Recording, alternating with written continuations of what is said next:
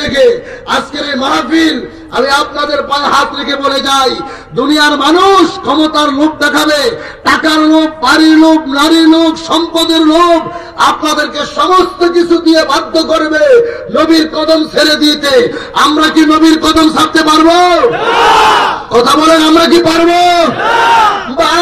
ভালোবেসে নবীকে ভালোবেসে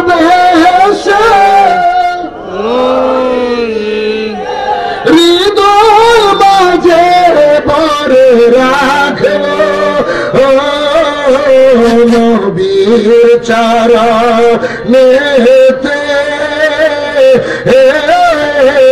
সারা জীবন নবীর চরণেতে সারা লোভ লালসায় পড়ে আমি, লোভ লালসায় নবীর কদম নাহি সারব নবীর চরণেতে সারা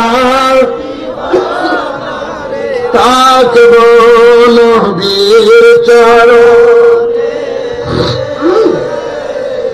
সারা জীবন আমি দুরূদ সালাম মিলাদ কিয়ামে, দুরূদ সালাম নূর নবীকে খুশি করব নবীর চরণেতে সারা তাকব নবীর চরণ সারা জীবন। আমিন বলেন।